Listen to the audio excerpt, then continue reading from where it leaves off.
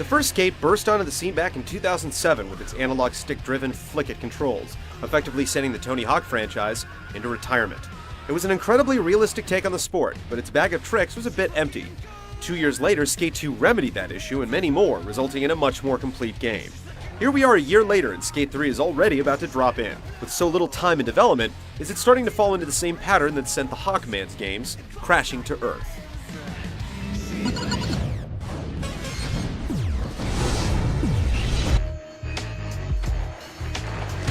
The story has really taken a back seat in Skate 3. There is one, but after the initial setup, it basically disappears. Already on top of the skate scene and having returned San Vanalona to a ripper's nirvana, it's your job to start your own company and promote it by skating every which way but loose across Port Carverton.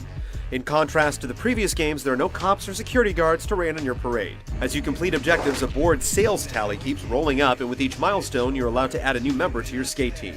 These teammates ultimately become your allies in some missions, and while you can change their physical features, clothes, and gear from an impressive list of licensed products, they all technically have the same stats.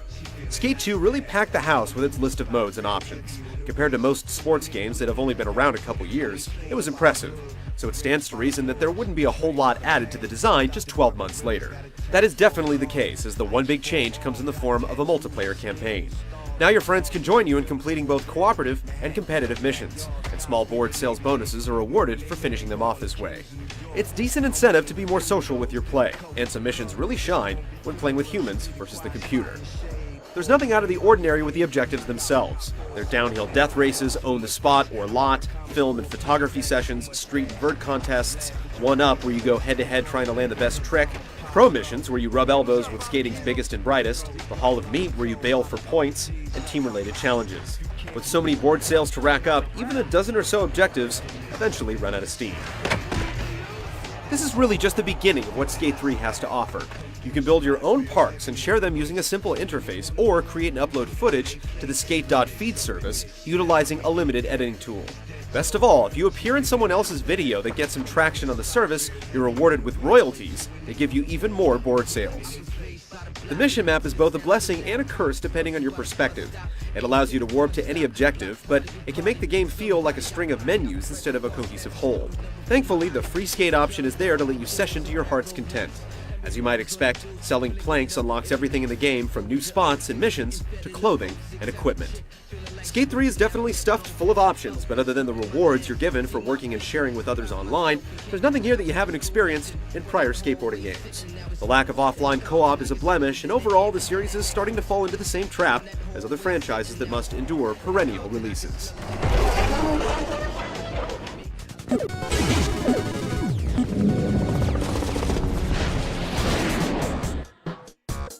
The biggest complaint with prior Skate releases was the difficulty.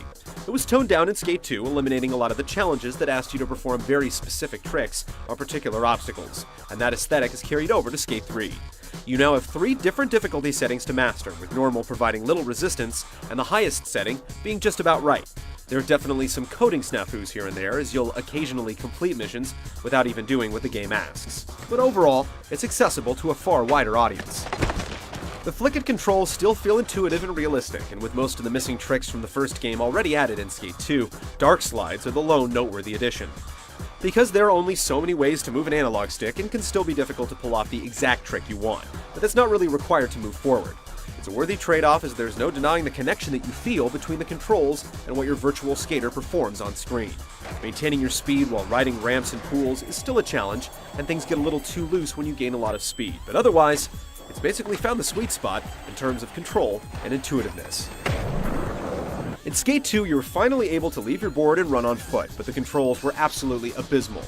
This has been vastly improved in Skate 3, and in conjunction with dropping session markers, it makes navigating the environment and completing objectives much less of a headache. Despite all the refinement, Skate 3 is still a fairly complicated game to control. It requires precision timing and features few player assists. That's also what makes it feel so great when you finally get it down.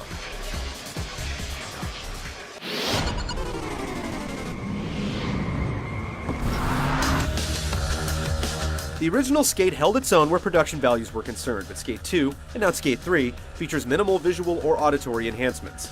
Utilizing the same engine, you get the same good and the same bad.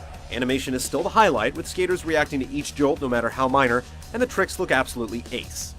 Unfortunately, it doesn't always hold under the strain of drawing the sprawling environments, and you'll see various anomalies like stickers suspended in midair that pull you out of the experience a bit. The best addition to the presentation is the ability to adjust the default camera to a more pulled-out view, eliminating the issue of not being able to see the terrain in front of your skater. The soundtrack is comprised of almost 50 licensed songs, and the selection runs the gamut. Whether you like hip-hop, punk, indie, or the classics, there's something for everyone. The sound effects really hit the mark with countless varieties of your wheels clacking along the environments, but the voice acting is flat. Haven't seen you in forever. Actually, I got somebody I'd like you guys to meet. Let's roll over and meet my boy Caleb. That's what you get when you have real skateboarders voicing themselves. Skate 3 reveals its one-year development cycle in many ways, but it's also the best game in the series. Most of the rough edges have been sanded down to provide a much smoother experience, and providing incentive to play and share with others makes you look at the game in a different light. Yet there's no denying that it's a little too close for comfort to the prior release. If skateboarding is your way of life, then buy without pause, but the more casual player should give it a rent to make sure the enhancements warrant the cost.